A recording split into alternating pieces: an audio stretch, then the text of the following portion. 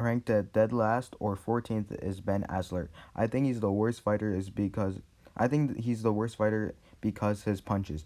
His power punches look like they have no power, and they probably have no power. If you got punched 5 times by him, you wouldn't be effective.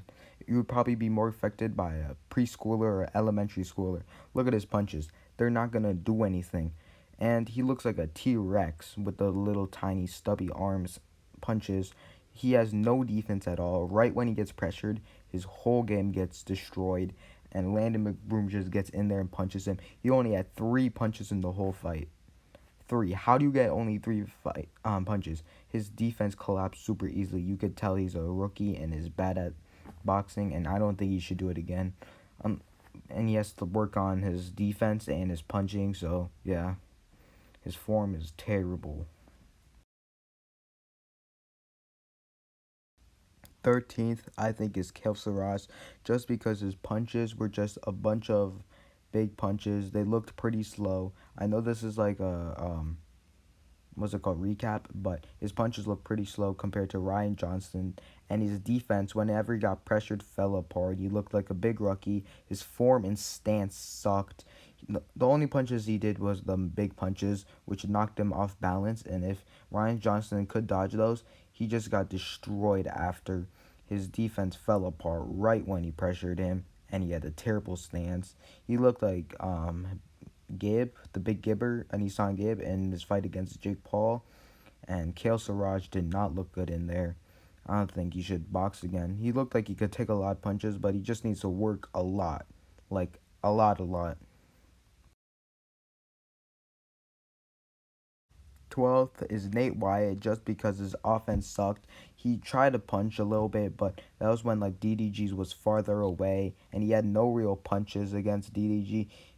Nate Wyatt, I think, has a lot of potential to be a good boxer, social media boxer, but like he does in this match, he doesn't look good. When DDG pressured him, he got absolutely destroyed. He looks like he has fast punches, and he's pretty fast, but he just doesn't know how to use that. Just because his whole game fell apart. It looked like the pressure got to him, and his punch just didn't do anything. If he had good punching, maybe the outcome could have changed in his defense.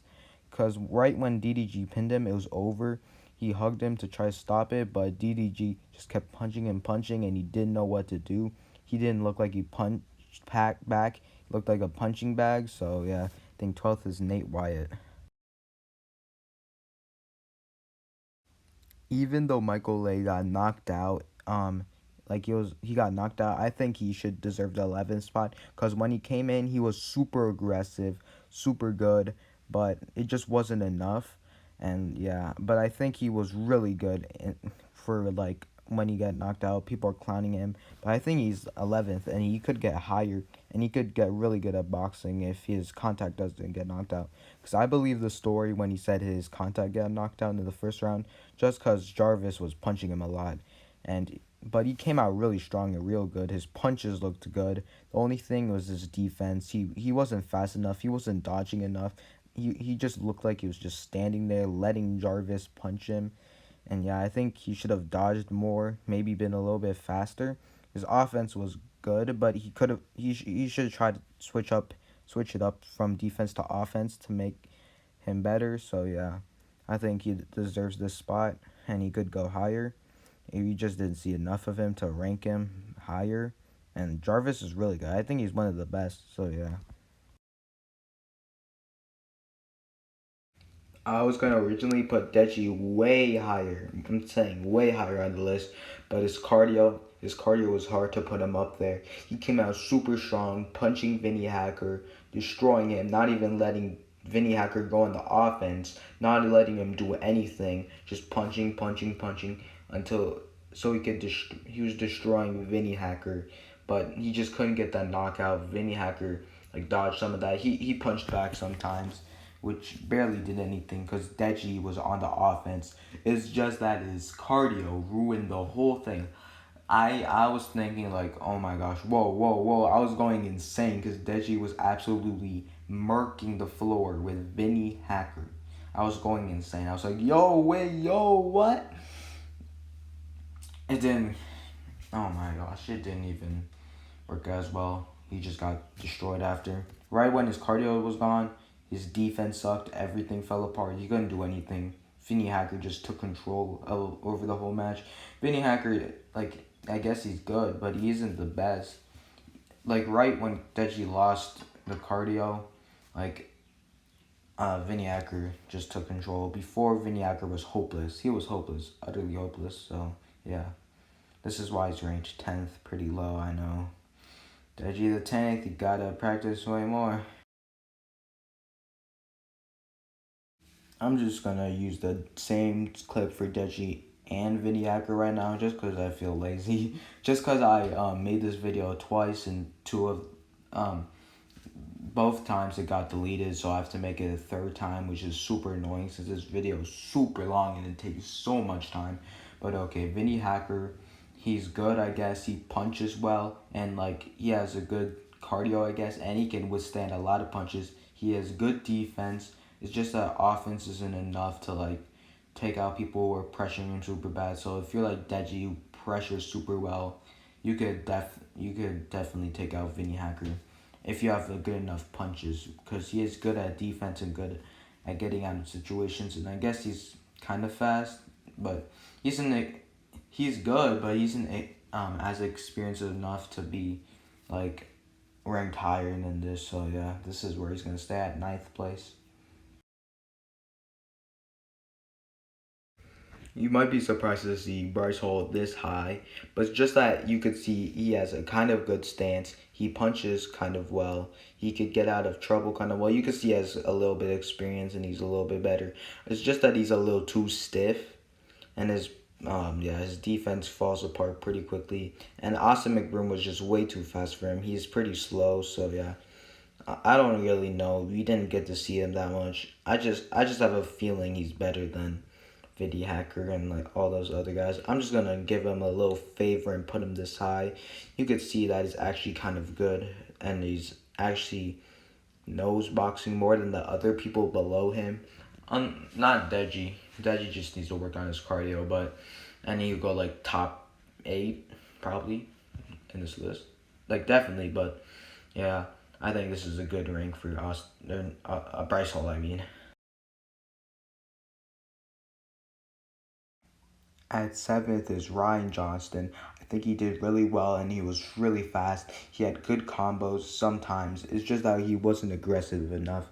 He was super just like chill about it, just walking, does a few punches, then goes back. He wasn't as aggressive as he should have been. As Kale Siraj was very inexperienced right there. You could definitely tell. When Ryan Johnston did get like some good hits, he just absolutely murked him. It's just that he should have done more aggressive. If your opponent is super inexperienced, you should just go in there. His hands were just really low most of the time, but otherwise good job. He was gonna be ranked like 6th. It was super tight decision between him and the next person. It was super hard, but yeah, he got ranked pretty well. And yeah, good job. At first, the match between Taylor and Holder was a tie, which I think that Nisan Gibb against Taylor Holder was a tie, which I think was rigged and robbed from Gibb, since I definitely think Gibb won. But at the end, it was overturned and it was a tie. But yeah, Taylor Holder did very well. No, just kidding. He did good compared to the people before him, but yeah, he wasn't as aggressive as he should have been. He had good defense. He looked like he was not getting effective. He could have probably maybe have won. I'm saying maybe have won if he was offensive, because he looked like a real boxer in there. He just looked very stiff and did not budge attacking at all. He was like a punching bag. Like it doesn't get affected, but he just doesn't punch back. Like, come on, bro. You gotta do something. You just gotta do something. At number 5 is definitely DDG. So, yeah, it's a good rank. Top 5, amazing. He just couldn't get the knockout, and I think he should have had the knockout. I don't think he had enough power in his punches or enough offense. I don't think there's much to say about DDG. He just did performed very well. I think he deserves this spot right here. And yeah, I don't even know who else would deserve this spot, because the next fighters definitely are better than DDG, and it's going to be hard from here. But I think DDG did very well, and yeah, I think he just should have knocked out Nate Wyatt. But yeah, GG DDG. Fourth, I think, is Faze Jarvis. It was super hard. I was initially gonna put him third, but he got put fourth. He is really fast, really good. He's really good at dodging, good at punching, and yeah, he just took control of his match super easily. He looked super focused with that aimbot. I don't know like how else to rank these people, but okay, yeah, I think him and Gibb are kind of tied, or he's better than Gibb. I don't know. I just don't know where to put him, so I'll just keep him fourth for now. But yeah, maybe you should go first because he has aimbot. But yeah, he's cheating, so you gotta get put down a little, you know. So yeah, here's his place. Third is on Nisan Gibb. He just put pressure so much that Taylor Holder barely even did any punches back to him. He had good cardio. As you could see, he lasted the whole round while running around, punching, and he was getting some good punches, fast punches. He barely let Taylor Holder hit him, and all things good to say about him. So yeah, I can't wait to see him in his next fight. And yeah, he's just third.